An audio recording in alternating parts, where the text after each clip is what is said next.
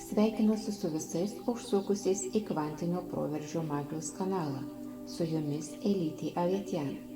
Šiandienos tema – išėjimas iš matricos ir kvantinis požiūris į tai. Ar kada nors susimąstėte, kas slypi už regimosios tikrovės ribų? Ar egzistuoja struktūra, kuri formuoja mūsų pasaulį ir riboja mūsų suvokimą? Daugelis ieško atsakymų ir siekia išsilaisvinti iš nematomų grandinių. Tačiau tik nedaugelis supranta, kad raktas į laisvę slypi ne kovojant su sistema, o peržengiant jos ribas sąmoningumo būdu. Matrica yra sistema valdanti materialios realybės sąveikas. Ji tarsi tinklas, kurio ribos neleidžia peržengti sukurto barjerų, grąžindamos mus atgal į nustatytas ribas. Mes gimstame šiame pasaulyje su jau egzistuojančiomis taisyklėmis, tačiau kas jas iš pradžių nustatė, vis dar paslaptis. Galbūt tai buvo sąmoningos būtybės, kurios kadaise turėjo teisę formuoti šį pasaulį. Jos dėsniai tai trimatės erdvės struktūra, kuri apima visus be išimties.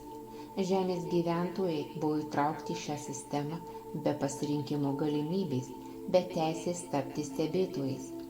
Tačiau šiandien vis daugiau žmonių jaučia senuosius rėmus kaip apribojimą, tarsi trūktų oro, ir pradeda matyti matricą kaip kliūtį saviraiškai. Atėjo metas pereiti nuo pasenusios sistemos prie naujosios, kurioje laisvė ir neribotos galimybės tampa prieinamos visiems, siekintiems dvasinių augimų. Naujos realybės kūrėjai tai didieji kūrėjai, kurie visais laikais skatino sąmonės evoliuciją ir pervedė žmoniją į aukštesnius egzistencijos matmenis.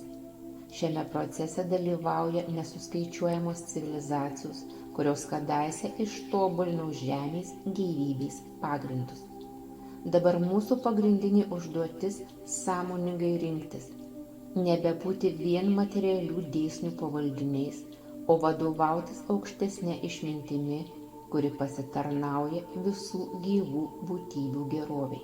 Tai reiškia gebėjimą valdyti savo sąmonę taip, kad bet kokie apribojimai nustoja egzistuoti. Tikrasis matymo aiškumas atsiskleidžia tada, kai žmogus išeina iš grynai fizinio suvokimo ribų ir pradeda matyti tikrovę tokią, kokia ji yra, be iliuzijų, be apribojimų. Nors žmogiškas organizmas neleidžia iki galo suvokti savo sąmonės begalybės, tikrasis dvasinis pabudimas ateina tik išsilaisvinus iš materialaus apvalkalo. Ir šis suvokimas, ši šviesa dar tik laukia ateityje. Užuot priešinęsi egzistuojančios realybės taisyklėms, verta išmokti sąmoningai jomis naudotis, suvokiant savo veiksmų pasekmes ir kuriant tokią realybę, kuri atveria kelius į neribotą sąmonės potencialą. Tegul jūsų sąmonė plečiasi lyg kosminis vandenynas, nešdamas jus už įprasto suvokimo ribų. Tegul jūsų mintys tampa kuriamosios jėgos įrankiu, atveriančiu duris į laisvę, kurioje nebeegzistuoja apribojimai.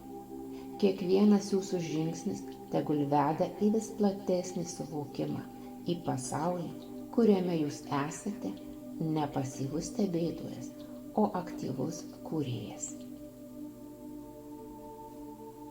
To ir linkiu jums. Su jumis buvo Elytė Avetian.